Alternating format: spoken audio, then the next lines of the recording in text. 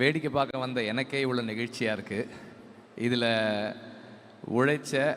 உழைக்கிற அகரத்தை சேர்ந்தவங்க, அகரத்தை வழி நடத்திக்கிட்டு இருக்கிற சூர்யாவுக்கும் அவருடைய டீமுக்கும் இது எவ்வளவு நெகிழ்ச்சியாக இருக்குன்றது எனக்கு தெரியுது.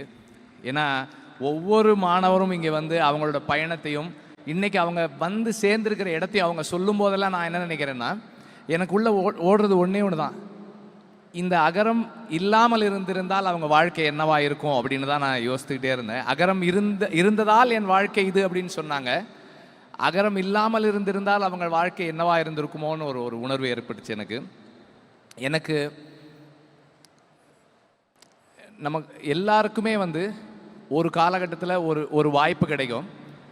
நம்ம கையில் வந்து கொஞ்சம் பொருளாதார வசதியும் கொஞ்சம் சமூக செல்வாக்கும் இருக்கும்.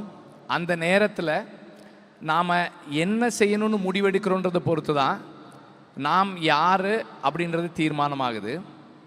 அப்படி 15 வருஷத்துக்கு முன்னாடி அன்னைக்கு அவர் நினச்சிருந்தா ஒரு என்ன வேணால் முயற்சி பண்ணியிருக்கலாம். அவருடைய செல்வாக்குக்கும் அவர் அன்றைக்கி இருந்த செல்வத்துக்கும் ஒரு கம்பெனி ஆரம்பிக்கணும்னு நினச்சிருக்கலாம்.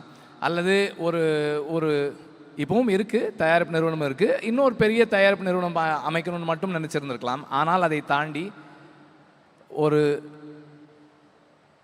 ஒரு விதைன்னு ஒரு திட்டம், அதில் வந்து இளைஞர்களுக்கு கல்வி கொடுக்கணும்னு தீர்மானிக்கிறது இருக்கு இல்லையா. அண்ட் அது எப்படிப்பட்டவங்களுக்கு அந்த கல்வி போய் சேரணும், அதை யார்கிட்ட சரியாக கொடுக்கணும், எவ்வளவு இன்ஸ்பயர்டாக யங்ஸ்டர்ஸ் இருக்காங்க, அந்த சரியான இளைஞர்களை தேடி அதை அவங்கக்கிட்ட கொடுக்கறது இருக்கு இல்லையா. நான் கொஞ்சம் விசாரித்ததில் சொன்னாங்க 98% சக்ஸஸ் ரேஷியோ. அகரம் ஒரு கைனா அந்த மாணவர்கள் இன்னொரு கை. ஏன்னா அவங்களும் வந்து 100% அவங்களுடைய உழைப்பை போட்டு இந்த இடத்துல வந்து சேர்ந்துருக்கிறாங்க. அப்படிப்பட்ட மாணவர்களை தேர்ந்தெடுக்கிறதுக்கான தேர்வு முறை உட்பட எல்லாமே ரொம்ப சிறப்பானது.